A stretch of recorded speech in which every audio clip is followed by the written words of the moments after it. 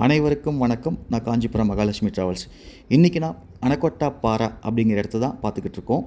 So இதனுடைய special என்னென்னு பண்ணிக்கிட்டாங்கன்னா 360 டிகிரிக்கும் நம்மளுக்கு வியூ பாயிண்ட் கிடைக்கும். இதனுடைய இயற்கை காட்சிகள் நம்மளுக்கு கண்கொள்ளா காட்சியாக இருக்கும்.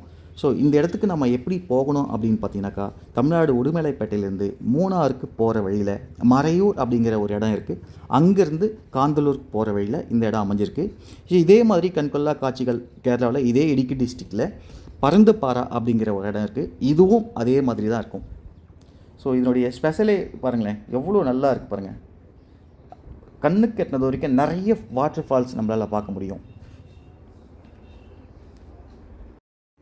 காந்தலூருக்கு நம்ம சொந்த வண்டியில் போனாலும் நிறைய வியூ பாயிண்ட் பார்க்குறதுக்கு நம்ம வண்டியை பயன்படுத்த முடியாது. அதுக்கான காரணங்கள் நிறைய ஆஃப் ரோட்டில் ட்ராவல் பண்ணுற மாதிரி இருக்கும்.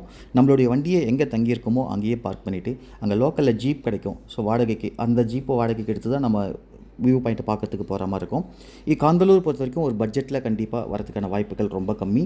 ரூம் ரெண்ட்டும் கொஞ்சம் அதிகமாக இருக்கும். அதுக்கப்புறம் நம்ம ஜீப்புக்கான ஒரு தொகையை செலவு பண்ணுற மாதிரி இருக்கும். காந்தலூர் பொறுத்த வரைக்கும் நிறைய தமிழ் மக்கள் இருக்கிறதுனால நம்மளுக்கு மொழி பிரச்சனையும் இல்லை, சாப்பாடு பிரச்சனையும் இல்லை. நல்ல சாப்பாடு நம்மளுக்கு கிடைக்கிது. காந்தலூர் பற்றிய மேலும் வீடியோக்களை அடுத்து வரும் வீடியோக்களில் பார்க்கலாம். நன்றி, வணக்கம்.